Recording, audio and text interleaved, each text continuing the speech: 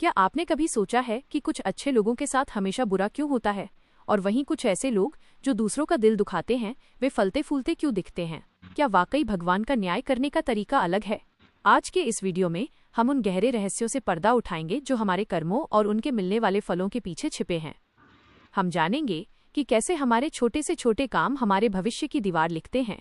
इसे अंत तक जरूर सुनिएगा, क्योंकि आज आपको अपने जीवन के कई अनसुलझे सवालों के जवाब मिलने वाले हैं।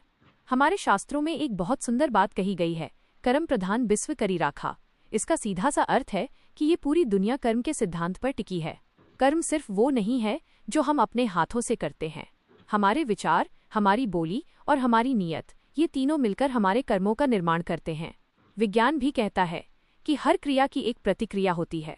ठीक वैसे ही अध्यात्म कहता है कि ब्रह्मांड में भेजी गई हर ऊर्जा लौटकर आपके पास जरूर आती है, चाहे वो किसी की दुआ हो या बद्दुआ, प्यार हो या नफरत।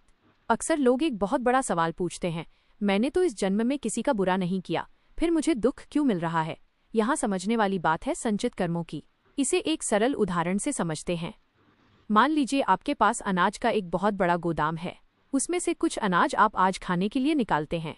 हो सकता है आज आप अपने खेत में बहुत अच्छा बीज बो रहे हों, लेकिन आपकी थाली में जो खाना है वो उन पुराने बीजों का फल है जो आपने बहुत पहले बोए थे। ईश्वर का न्याय तुरंत नहीं, बल्कि सही समय पर होता है। इसीलिए वर्तमान के दुखों से घबराकर कभी भी अच्छे कर्म करना मत छोड़िए। कहते हैं कि भगवान की चक्की धीरे चलती है, लेकिन पिसती बहुत महीन है। ईश्वर के यहाँ देर हो सकती है, लेकिन अंधेर कभी नहीं होती। न्याय का मतलब सिर्फ सजा देना नहीं होता। यदि आप किसी की बिना बताए मदद करते हैं, तो ये कुदरत आपको ऐसी जगह से मदद भेजती है जहाँ से आपने कभी कल्पना भी नहीं की होगी। अब सवाल आता है कि अगर अनजाने में हमसे कोई पाप या गलत काम हो गया है, तो क्या उसका फल भुगतना ही होगा? हमारे ग्रंथों में इसके भी मार्ग बताए गए हैं। सबसे पहला मार्ग है पश्चाताप।